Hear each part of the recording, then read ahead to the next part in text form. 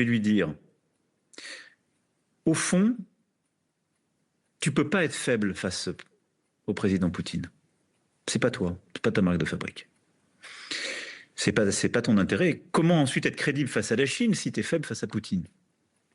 La deuxième chose, je vais lui dire, si tu laisses l'Ukraine prise, bah, la Russie, elle sera inarrêtable pour les Européens, pour tous. Mais elle sera non seulement encore plus forte, elle continue d'investir, mais elle va récupérer l'Ukraine et son armée, qui est une des plus grandes d'Europe, avec tous nos équipements, y compris les équipements américains.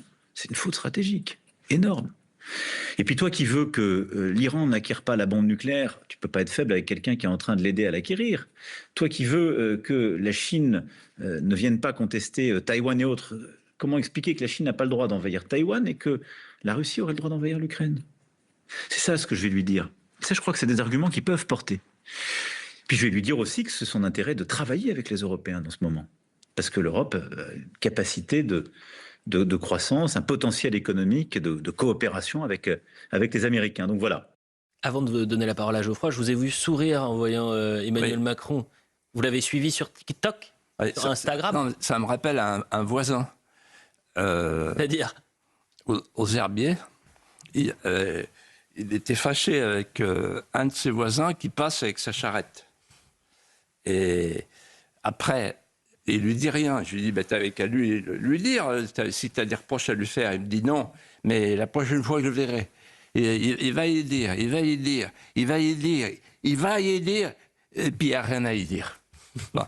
Et en fait, là, c'est extraordinaire. Je peux vous le faire, là. Allez-y. Donald, ça ne te ressemble pas. Toi qui as du poil sous les bras, qui as des gros mollets, qui as le coup de poing facile, tu vas te faire piquer ton portable par ce Popov. Là. Voilà. Donc on est dans la cour d'école, quoi. Non mais c'est pathétique. Mais j'ai honte d'être français quand je vois ça.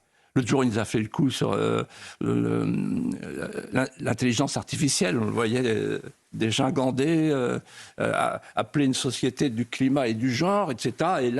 Et là, il se ridiculise. D'ailleurs, quand vous m'avez dit ça, j'ai dit, il est ridicule. Voilà. Et vous imaginez les Russes à Moscou, les Américains à la Maison-Blanche, quand ils ont vu cette séquence, mais ils se boyottent. Non, mais c'est une honte. Vous vous rendez compte? Où est De Gaulle? Je suis tête à l'airain. Vous imaginez Vergennes, le roi Soleil, etc. Même Mitterrand, Giscard. Non, on ne fait pas un truc comme ça. Ouais. Et en plus, on ne dit pas... voilà ce que tu vas voir ce que je vais lui dire. Tu vas voir ce que et on va sur TikTok pour dire ce qu'on va dire. Non, mais... Voilà. Et, alors, en fait...